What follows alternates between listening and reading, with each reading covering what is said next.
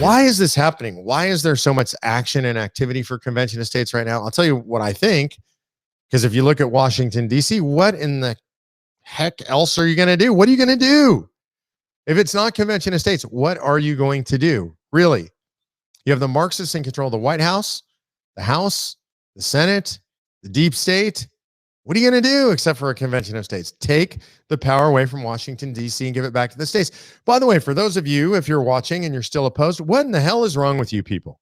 Seriously, if you're watching me and you're opposed, do you have a television? I mean, clearly you have the internet. Do you see what's going on? Do you understand the bills that these maniacs are proposing in Washington, D.C. right now that are going to gut your elections to make them so we can never be confident of a fair and free election ever again? And you're still not willing to call a convention. Oh, it's too risky, Mark. It's too scary. Who knows what will happen? Good Lord, what's happening in Washington, D.C. right now?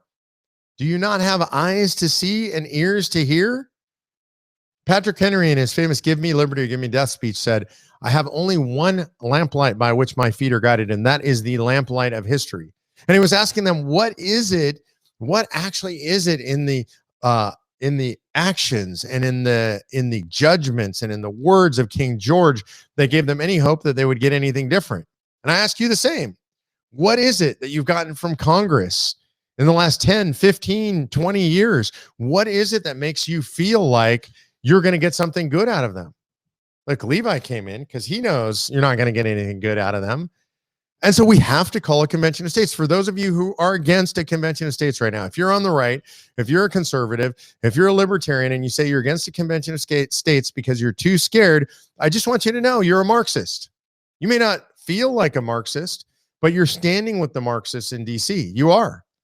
Every Soros organization in the nation against us. Common Dreams just put out a hit piece on me, the right-wing radical, right? All of you who think you're right-wing radicals, Common Dreams, Common Cause, Center on Budget and Policy Priority, MoveOn.org, Daily Cause, all the radical lefty groups, Planned Parenthood, a hit piece on me for being a radical right-winger. And then you got some lunatic fringe people out there on the right that are writing articles saying he's owned by George Soros. I mean, come on, you guys, seriously. So look, one of two things. If you're one of these people that's still opposed to convention of states, either you haven't done your homework or you've been dishonest with your.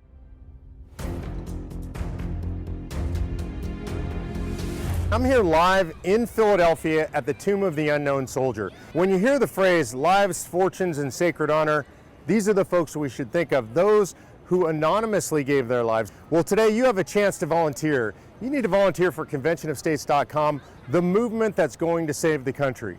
These folks are willing to step up and give everything. We need you to give just a little bit. Go to conventionofstates.com and volunteer today.